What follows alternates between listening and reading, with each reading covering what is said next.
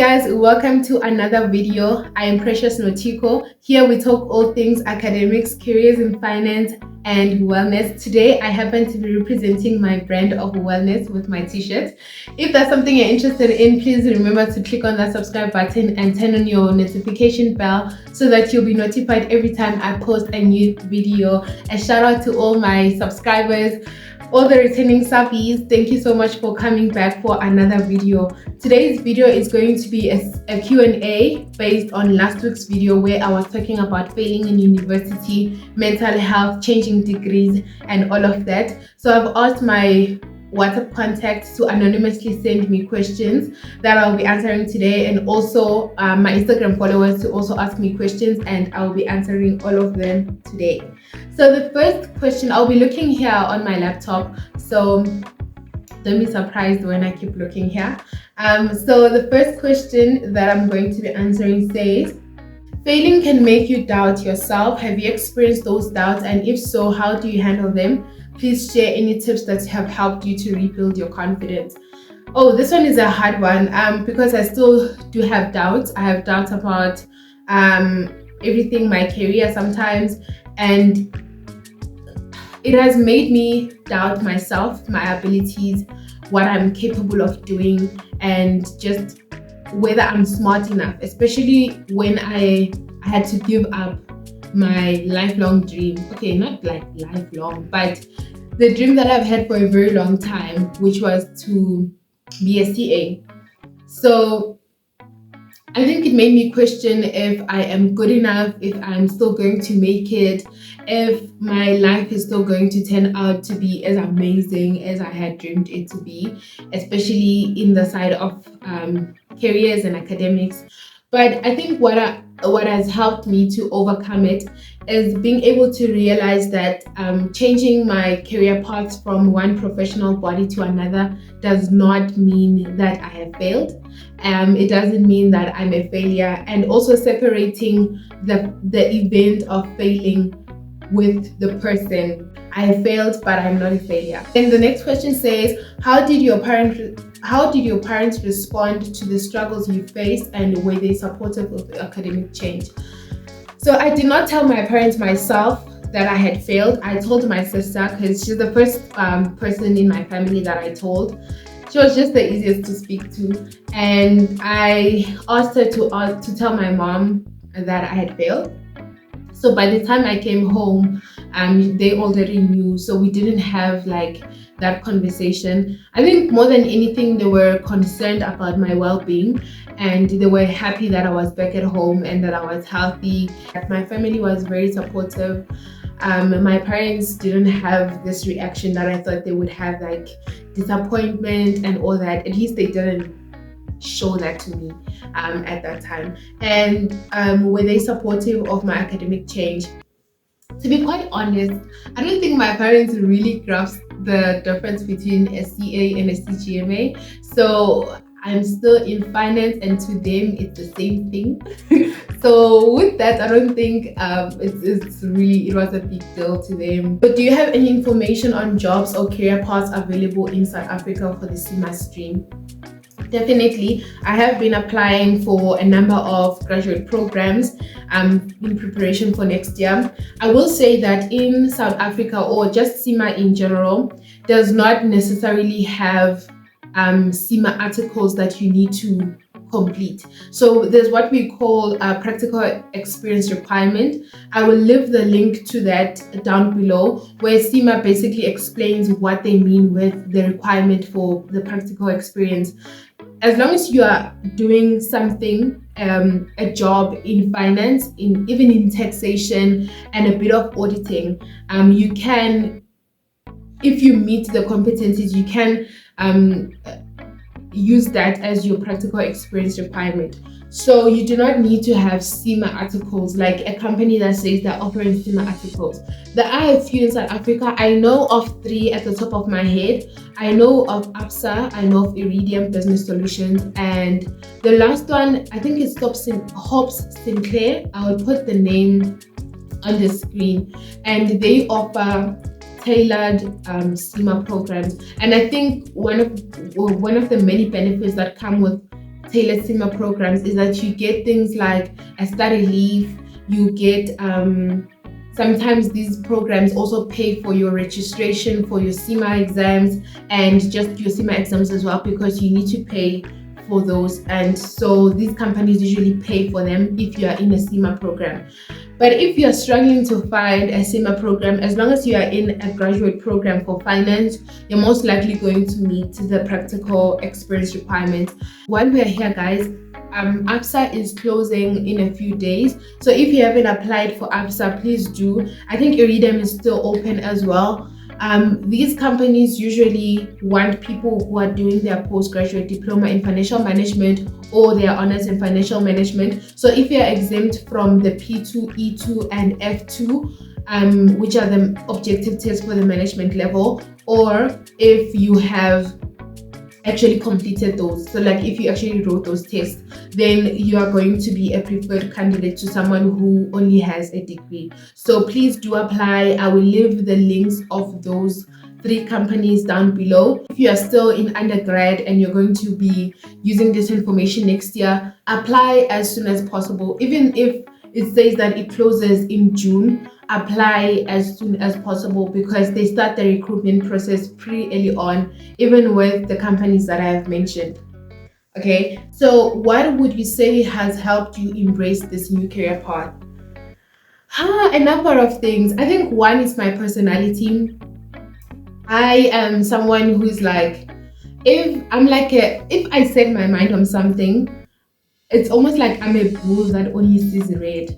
And that's the only thing I set my mind on, just putting everything, my heart into it. So I think that just goes with my personality. It's not just with school or academics, it's also with any other interest that I have. Once I put my mind on it, I just that's all I will talk about, that's all I'll think about. And I think that has helped me to be flexible and also embrace the new career path.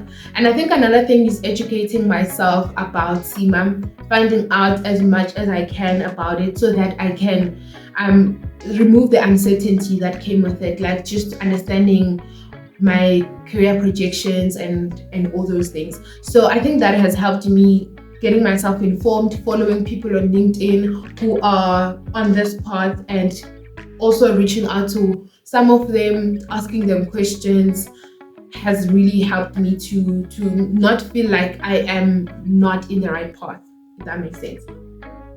So this is a good question. It says, in hindsight, do you think you should have written the exams that you qualified for? The short answer is yes. I wish I had gathered the strength and wrote those exams, because I think I wouldn't have faced academic exclusion if at least it showed that I showed up for that exam. So I think also the decision by the appeals committee was also based on that, because there are people who failed all subjects but they were still allowed to go back to accounting, and I wasn't. And I think it's because of the fact that I didn't write any of my exams. So if I could go back, I would definitely write my exams. I think it's just like something that I don't like seeing on my academic record, but also from the appeal outcome, I think it would have been different. But we're always wiser in hindsight. At that moment, I just wanted to go home. I was not okay at all. If you're being honest, how do you think your relationship contributed to you having failed the year?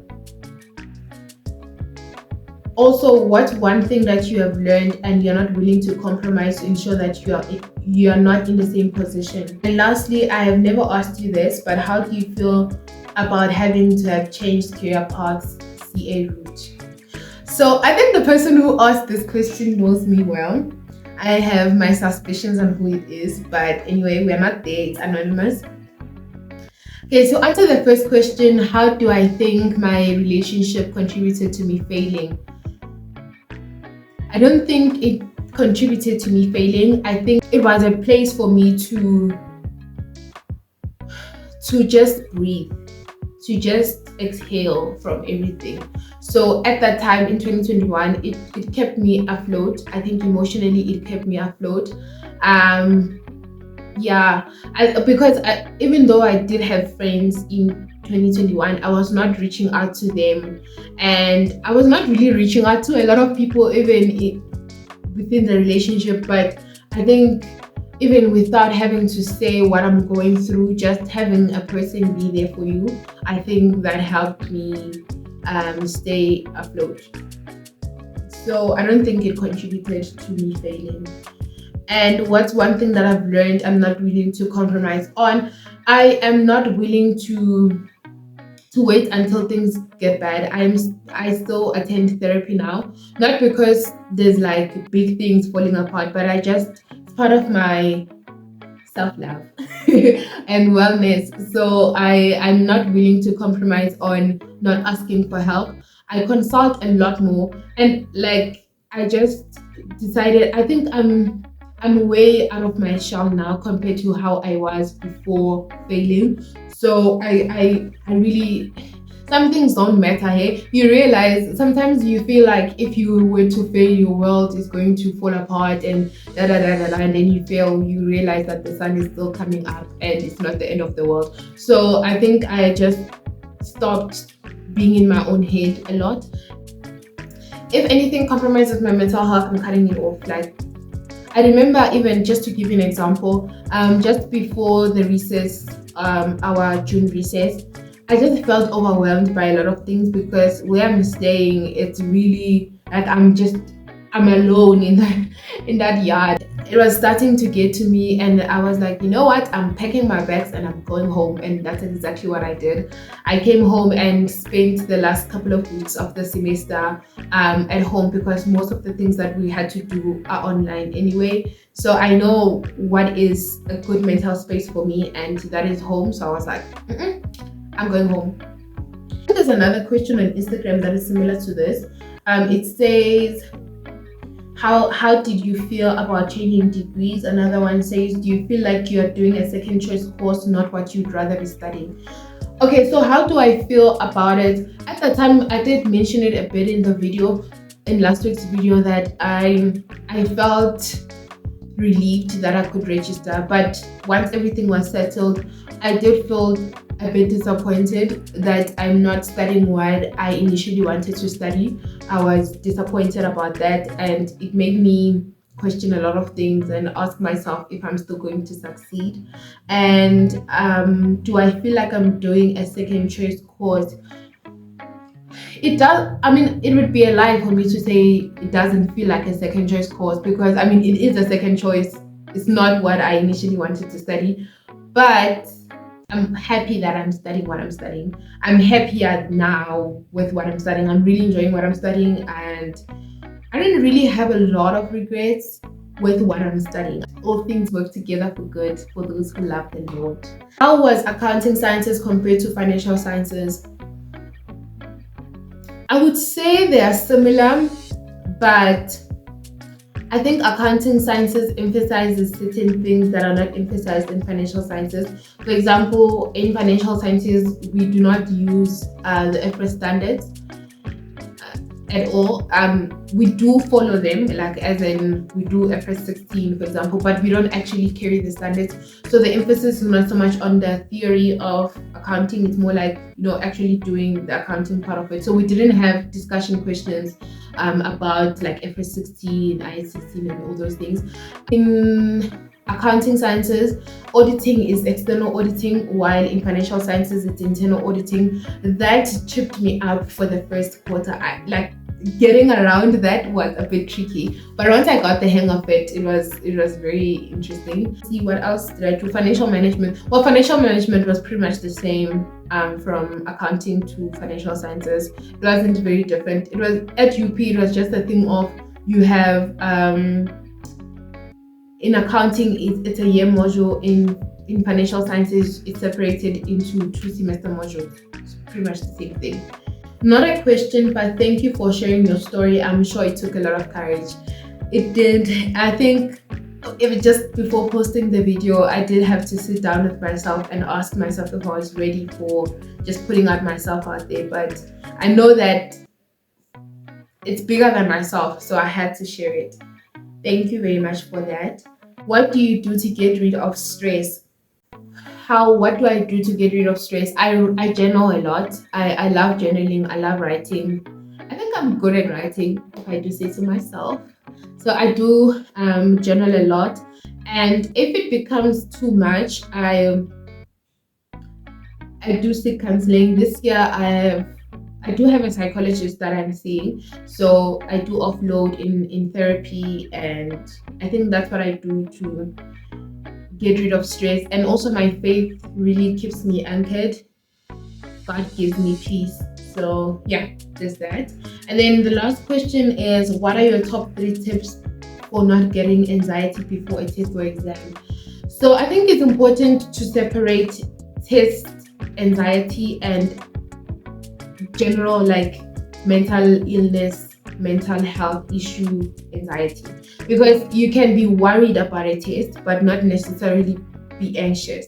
Like, it's not anxiety, you are worried about a test. And I think for that, preparation and also just affirming yourself just before the test, making sure that you are in the right mindset, and if you have to lie to yourself and brainwash yourself into thinking that you've got this.